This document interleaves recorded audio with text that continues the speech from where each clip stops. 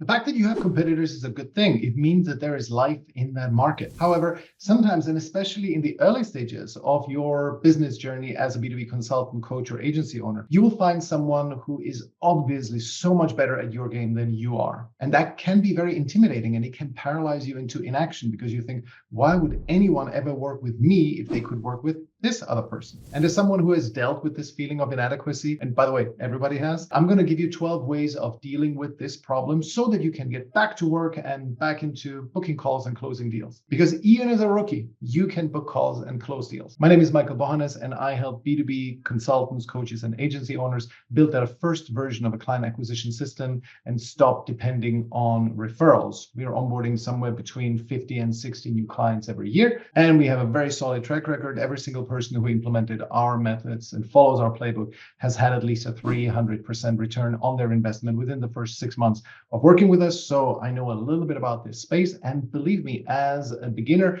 myself, a couple of years ago, I was facing very much this feeling of inadequacy, especially when I was confronted with a competitor of mine who really felt like I had nothing to add to the market with this person competing. And I also had signed up with them. And as I saw their program on the inside, I was thinking, why would anyone ever sign up with me? I really felt like Dolly Parton in Jolene when she says, Jolene, Jolene, please don't take my man. Your voice is like the summer rain and I cannot compete with you, Jolene. And many months into having signed up with this program, I did have this strong sense of inadequacy. Why would anyone sign up with me? And what happened recently is that I had approached a prospective client who at the same time had been pitched by that big, grand, amazing, shiny program.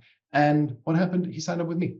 He decided to go with me because he believed that I can help him better than that big shiny program. So you can say I beat them at their game, but I don't really see it that way. I see it as a great example of you being able to adapt to the market circumstances, adjust your program, highlight a couple of strengths that you have, and position yourself as the better solution. So here are a couple of reasons why you either shouldn't worry or how you can reframe the topic of a competitor feeling so overwhelming and so much better than you when you're in the early stages of your B2B consulting journey. And it's probably not going to be just one of those 12 topics that I'm going to be discussing with you that's going to make a difference to you. It's probably going to be like a combination of several of them. So let all of them wash over you, and gradually, as you reflect on them, you will find a combination of these points that will help you be a bit more relaxed, approach the market no matter what, and still book calls and close deals. So let's get into them. First one is that the market is really not as rational and as well organized and well informed as you might think. In our minds, we have this image of a potential prospect lead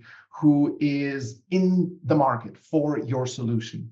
And you just have to find that person. That's why you're sifting through hundreds and hundreds of leads and prospects every week. And you just have to find him and then present him with your solution. In the meantime, that lead is actually scanning the market. He's researching who is the person who could help them solve that particular problem. And that is really not how it works. The way it works in reality is that the lead is in their business. They're doing their thing, and they are feeling the pain of one particular problem not being solved on a constant basis. And gradually it's emerging, it's pushing its way through all the other myriad things that this person has to think about. It's pushing its way to the forefront until it clears a threshold where he or she knows, okay, I have to do something about this. And if you're prospecting, you, with a little bit of luck and a little bit of volume, will land in that person's inbox at the right time. And that's assuming that you're doing cold email. If you're doing ads, it's very similar. You will just land on their radar. And what will they do? They won't think, well, this person is actually solving this problem. Well, let me at least have a call with them. And this is now your moment where you can shine, because you now have the opportunity to pitch to them. Now, this person, against what you may think, is not actually scanning the market overall. They are just going on a call with you. And if you fit their criteria, and if they like you, they will sign up with you. I've had several people who signed up with me. They could have researched dozens of competitors. Like, I'm in a field where there's plenty of competitors. And yet they just listen to me. They realize, okay, yeah, this guy's a fit. He knows what he's talking about. And they decided to just go with me. They did not have to do much shopping around. They didn't have to do comparisons with other people. They just signed up with me. So very often they will just go with you because you clear the bar and they don't dislike you. That's the reason. Point number two, there's a reality about the market, which is that every single time that you are taking a shot at someone, let's say you're prospecting, every single time you do that, and they say no to you, they are immediately back on the market. Right? It's almost like at the shooting range, if I can use this analogy, where if you shoot at the target and the target sort of flops back and then they come back up again, immediately they are able to be prospected again. Because, for example, a person who ignored your cold email, you might not have addressed the correct pain point that they are currently struggling with. So just to give you an idea, in my case, one of the pain points that my target clients are suffering from is that they depend on referrals, which is why I always say we help you build a client acquisition system and stop depending on referrals. But several of my clients don't really have that problem. For them, their referral dependency is not really a pain point. What is their problem is that they have enough business coming from referrals, but they actively want to grow. They want to be more in control and direct the growth of their business. Well, with them, I wouldn't be able to trigger them with the idea of, hey, do you depend on referrals? That's not a pain point for them. And so for them, if I sent them one email on day one with referral dependency, they would ignore me.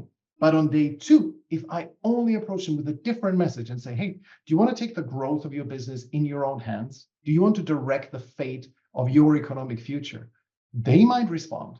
And that is the great thing about the market, is that this person, your competitor, this person who's so much better at your craft than you are, might be taking a shot at that one person, but because he's taking a shot that you, by the way, don't know about what is his or her angle with that market. So if that marvelous competitor of yours is taking a shot at the market, assuming that they are using the same prospecting method as you are, and they are messaging the target with message one, on the same day as you're messaging them with message two, if your message fits more with their pain point, they will respond to you and not to that competitor.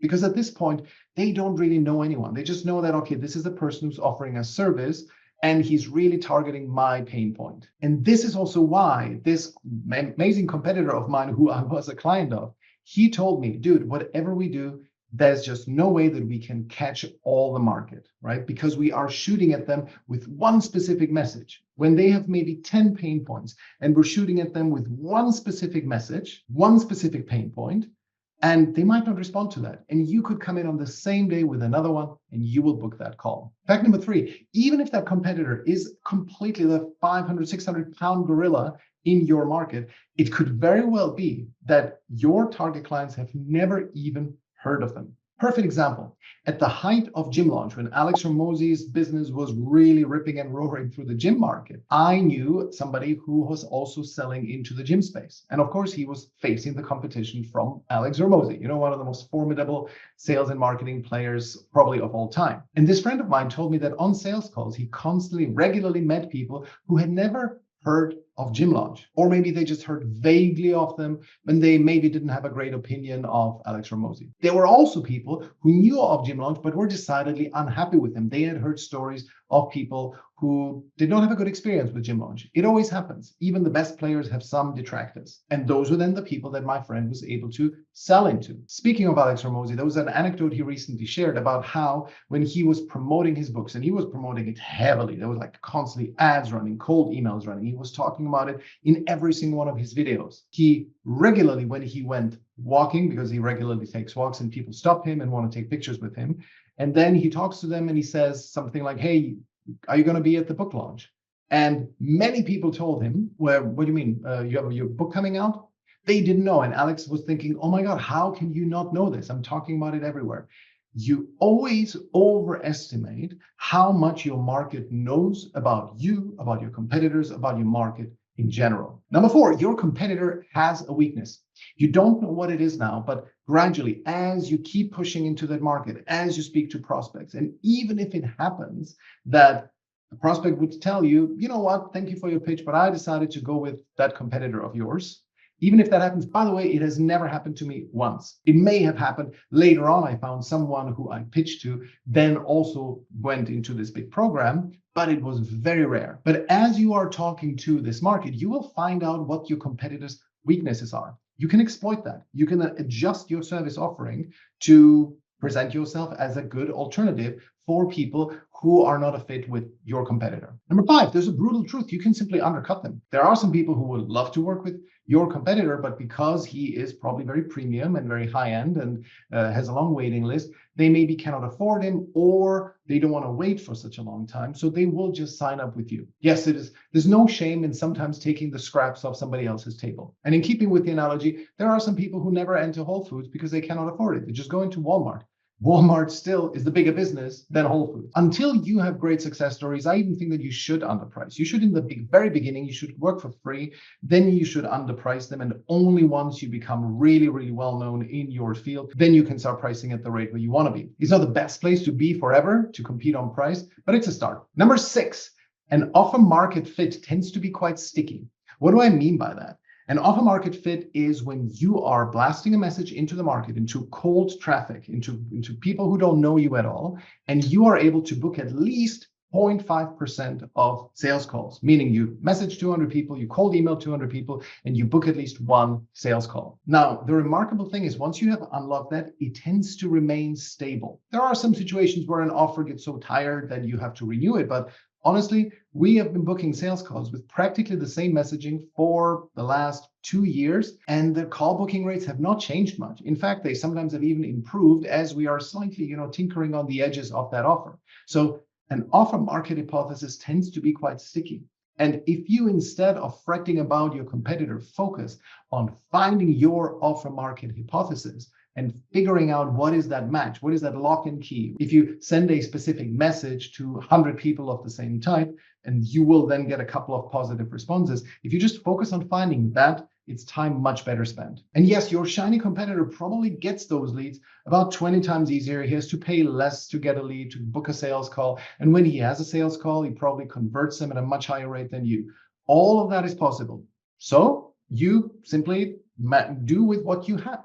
You have to pay X amount, or you have to work X amount of hours before you book a call, and then you will still convert. I guarantee you that if you have found offer market fit and you are really putting in the volumes and you're booking calls and you're closing deals, you will close deals. It will never happen. And I guarantee you this, is that you will go on sales call upon sales call and people will tell you, thank you for your pitch, but you know what? I think I'm going to go with this other person. And not only they will not tell you this, it will also not be happening because of many of the reasons that I said before. So those are all the factual reasons. Now let's look at a couple of mindset ways of reframing a competitor so that it doesn't constantly worry you. You're not constantly thinking about that. First of all, number 7, very simple mindset reframe. Well, would you want to be in a field where there are no competitors? Usually the people who are in fields like that, they never make any money because there's really no market. Number 8, worrying about this is really completely worthless. There are, as you're starting out, 3 major buckets of activities that are valuable. Number 1 is getting clients. Number 2 is serving clients. And number 3 is improving your skills. Worrying about competitors is not part of that. You shouldn't even think about competitors. I don't even look at competitors. I don't care about them. And anytime you spend worrying, that is time that your competitor is working on one of those 3 things. They're either serving clients and getting success stories,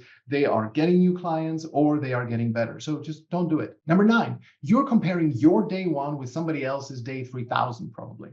Of course you are behind. Their website is better. Their LinkedIn profile is better. Your client testimonials are non-existent or very few of them. They have like 17 of them. But that is silly to compare yourself because they've been at it for longer than you have. So just let it go. And also, by the way, we can call this point 10. There are people who will always be better at something than you. There was this interview with Jordan Peterson once where he said that he has met a couple of people at Harvard who just fit the stereotype of everything is perfect in their life. He actually mentioned that there were people like that. They have an amazing marriage. They have a great career. They have a ton of money. They have amazing social circles. They are healthy. They are happy. There are people like that. I think it's okay to, even if that person who you're thinking about, they will have their own problems. Everybody has a battle that you don't know anything about. But there are people who just drew the lucky lottery ticket upon getting born, and they are just better at many things than you are. So what? Does it change anything about how you live your life? So just accept it. Number 11, another mindset element is don't be a wimp. We are here to compete. The free market economy is the best economic system ever invented, but it also comes with a price. Namely, we have to work harder. People in whatever planned economies and socialist economies, they don't have to work as hard unless you're in like Mao's China. But like, especially in like Eastern Europe communist countries, people didn't work very hard, to be honest. I grew up there. And so the downside of a market economy is that you have to work harder. But a good analogy here is, imagine you're single and I offer you a deal and I'm going to tell you, look, you're going to get a great wife. She's like, you're going to love her, beautiful, values are aligned with you. You have fun with her. It's great. Everything is perfect. But you have to be fit. You have to be constantly jacked and you have to maintain a six-pack at all times. Body fat, 12% or less. Would you take that deal? Well, if you say yes, then it's great because you are increasing your standards. And that's exactly the analogy with the market economy. Do you want to live in a market economy? Yes. Well, then you will have to compete. That's just it. You have to get better. Your content will have to get better. Your sales pitch has to get better. You have to work on whatever the quality of your videos, whatever it is, you have to improve your product. You have to improve across all levels. That's simply part of the game. And you will be better off if you just embrace that and fully accepted that, not begrudgingly. Oh, yes, I know I have to do this. It's tough, but I guess that's what I have to do. No, the more you embrace it, the more you genuinely are excited about the fact that there are people who are better at it than you, because you can become that person. This person 4 years from now might have their fill of this business. They might be just fed up and do something else completely, and you can take their top spot. And so instead of fearing them, learn from them, look at their content, analyze what makes their content really good, look at their website, look at their LinkedIn profile, see what you can take from them. Maybe they are dropping hints at how they grew to that place where they are now. So overall, the best cure for anxiety is action. If you just take action to give yourself the task of approaching 50, 70, 100 people every day, and you observe and you improve, you see what works, you see what doesn't, you will be so much better off, and the anxiety of being faced with a competitor will be gone. I can promise you that. And if you want to know what is so important as you're starting out as a business owner in the B2B consulting space, I made a video that is called Sales Before Marketing. It's super important that you understand this. You should not put too much effort into content. Instead, make sure that you are approaching 50, 70, 100 people every day. So watch that video next.